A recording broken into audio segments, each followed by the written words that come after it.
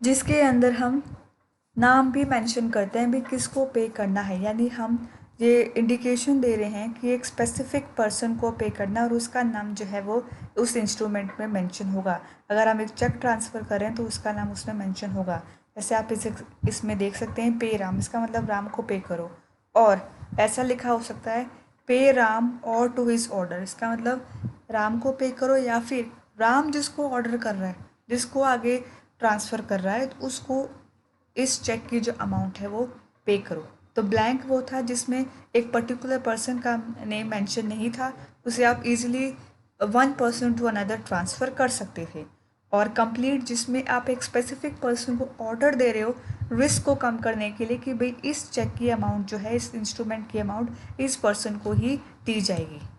अब क्या हम एक ब्लैंक और जो जनरल एंडोर्समेंट थी उसे स्पेशल एंडोर्समेंट में कन्वर्ट कर सकते हैं। जब होल्डर ऑफ नेगोशिएबल इंस्ट्रूमेंट है, जिसके पास है होल्डर है, वो किसी भी पर्सन का नाम मेंशन कर देता है एज ए इंडोजी।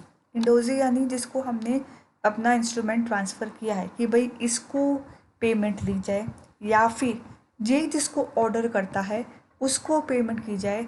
ऐसे में हम जनरल इंडोर्समेंट को स्पेशल इंडोर्समेंट में कन्वर्ट कर देते हैं और होल्डर की उस केस में कोई भी लाइबिलिटी नहीं होती। जैसे इस एग्जाम्पल में मैंने बताया था कि ए ने बी को चेक दिया था, बी ने आगे सी को दिया था। तो जब बी के पास चेक आया, बी ने उस चेक के पीछे साइन किया था और आगे सी को ट्रांसफ़र कर दिया था।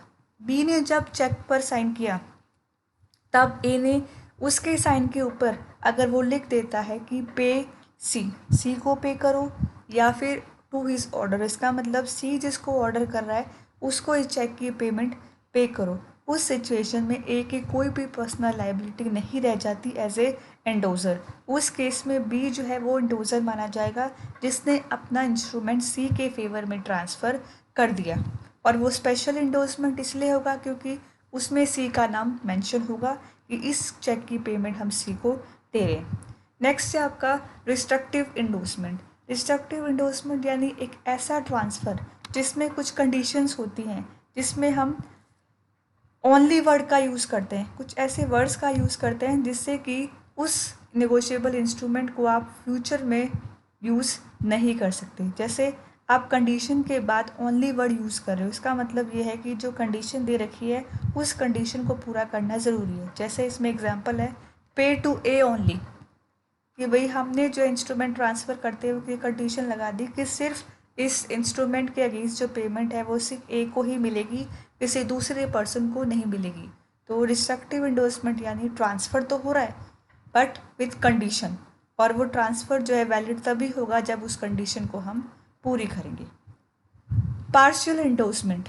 पार्शियल इंडोर्समेंट यानी व्हेन द इंडोजर ऑर्डर टू पे only A part of the amount mentioned, यानी अगर 1000 रुपीज़ का इंस्ट्रूमेंट है तो वो इंडोज कर रहा है only half of the amount, 500 के लिए इंडोजमेंट की जा रही है और 500 रुपये ही वो क्लेम कर सकता है। जैसे इसमें एग्जांपल है ए जो है वो होल्डर है 5000 रुपीज़ के किसी इंस्ट्रूमेंट का और वो इंडोज करता है बी को कि पे किया जाए टू बी और हिज ऑर्डर, कितना पे किया जाए, द सम ऑफ ₹500, जब हाफ पेमेंट की जाए तो वो है आपका पार्शियल इंडोर्समेंट। नेक्स्ट है हमारा कंडीशनल इंडोर्समेंट। कंडीशनल इंडोर्समेंट का मतलब है इंडोर्समेंट करते वक्त इंडोजर अपनी लाइबिलिटी टू पे amount against that negotiable instrument वो लिमिट कर रहा है, कंडीशनल कर रहा है, डिपेंड कर रहा है on happening of N uncertain event which can be happen which not be happen, मतलब हो भी सकता है एक इवेंट और नहीं भी हो सकता है। तो कंडीशन है कि अगर वो इवेंट होगा तो ही लाइबिलिटी बनेगी एंडोजर की कि वो पेमेंट करे, अगर वो इवेंट नहीं होता तो एंडोजर की कोई भी लाइबिलिटी नहीं बनती। यहाँ पे कंडीशनल एंडोर्समेंट और रिस्ट्रक्टिव एंडोर्समेंट थोड़ा सा अलग है। क्यों? क्योंकि रिस्ट्रक्टिव के अंदर हम स्पेसिफाई कर रहे हैं कि सिर्फ एक पर्टिकुलर पर्सन को ही इस पेमेंट जो है वो की जाएगी, फर्दर ट्रांसफ़र जो है हम रोक रहे हैं। लेकिन कंडीशन में क्या कर रहा है, कंडीशन में ट्रांसफ़र तो हो रहा है लेकिन एंडोजर जो है वो अपनी लिमिट जो है वो अपनी लाइबिलिटी को कम करना चाहता है, जिसके लिए वो कह रहा है कि जब तक कुछ कंडीशन उसने लगाई है और जब तक वो कंडीशन पूरी नहीं होती